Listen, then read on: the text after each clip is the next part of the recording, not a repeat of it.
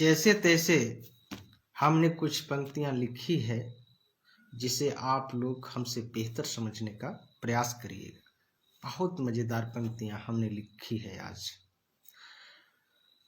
सभी संत महापुरुषों को नमन करते हुए इस देश दुनिया के सभी बुद्धिजीवी सज्जनों, सामान्य दोस्तों और सामाजिक क्रांतिकारी महिलाओं को बहुत बहुत दिल से नमस्कार, प्रणाम, नमन, वंदन और नन्हे मुन्हे बच्चों को बहुत बहुत दुलार प्यार।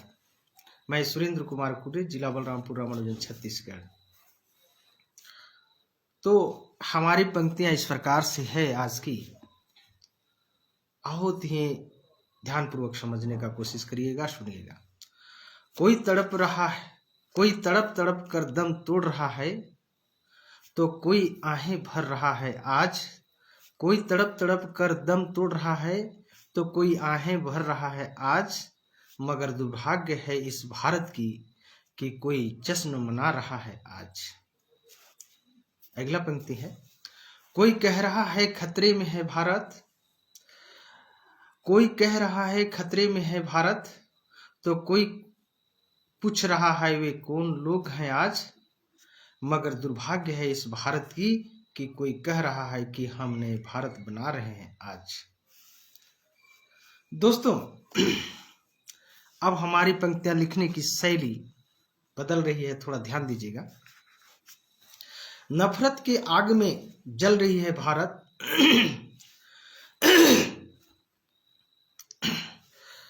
सर्दी नहीं गई है। नफरत के आग में जल रही है भारत, इंसान को घर से धकेला जा रहा है। नफरत के आग में जल रही है भारत, इंसान को घर से निकाला जा रहा है। इसे दुनिया देख रही है आज, इसे दुनिया देख रही है आज, लेकिन अपनों में ही शैतान छुपा हुआ है। अगला है, सोया हुआ समाज, सोया हुआ समाज जगा हुआ समाज को भला नहीं कर सकता है। सोया हुआ समाज जगा हुआ समाज का भला नहीं हो सकता है।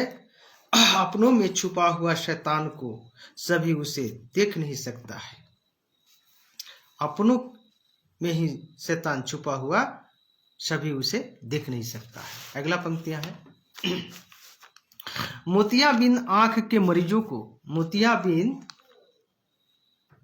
आंख के मरीजों को ऑपरेशन से ठीक किया जा सकता है। मोतियाबिंद आंख के मरीजों को ऑपरेशन से ठीक किया जा सकता है, मगर मानसिक रूप से अंधभक्त को कभी उसे ठीक नहीं किया जा सकता है। अगला है, समझो हम सभी भारतवासी। लास्ट पंक्ति है दोस्तों, इसमें बहुत गंभीर बातें छुपी हुई है। समझो हम सभी भारतवासी, अब वह समय आ गया है, सोए आंख की पट्टी खोलो और अंधभक्ति की जंजीरें तोड़ो, क्योंकि अभी भी तुम्हारे पास समय बचा हुआ है। संघर्ष करने की समय अब आ गया है, संघर्ष करने की समय अब आ गया है। दोस्तों, आज का वीडियो का भी शीर्षक होगा संघर्ष करने की समय अब आ गया है। दोस्तों,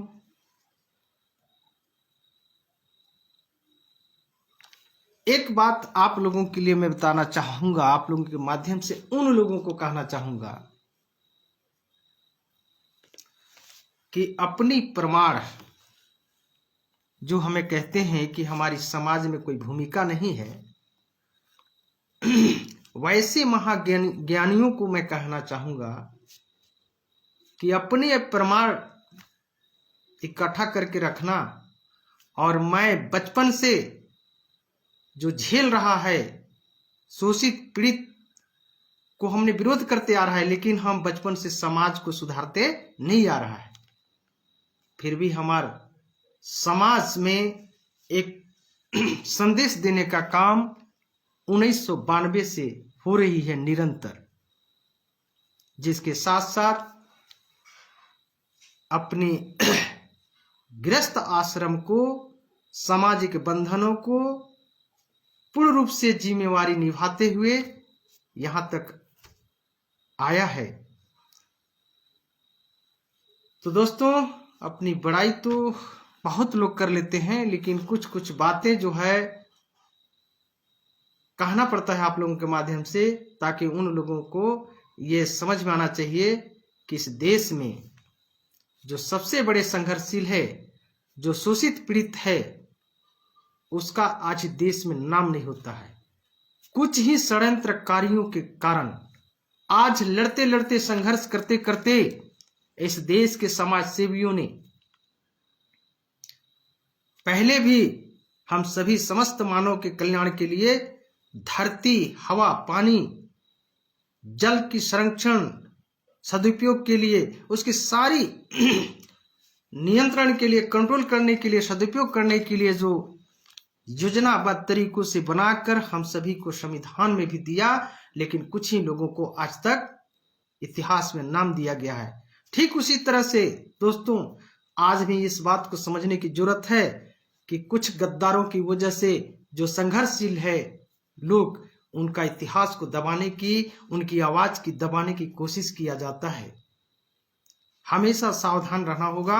आज की पंक्ति में आप लोग क्या समझे होंगे? जो समझे होंगे कृपया इस वीडियो के कमेंट बॉक्स में जरूर लिखिएगा, ध्यान रखिएगा। और यदि यूट्यूब में भी देखेंगे उस पर भी आप जरूर कमेंट करिएगा। तो सभी जाति, धर्म, सामाजिक संगठनों, राजनीतिक संगठनों के सभी बुद्धिजीवी सज्जनों को और सभी समाजी दोस्तों को, सभी सामाजिक समझ रखने वाली महिलाओं को पुनः जय भीम, जय समाज। नमस्कार, प्रणाम।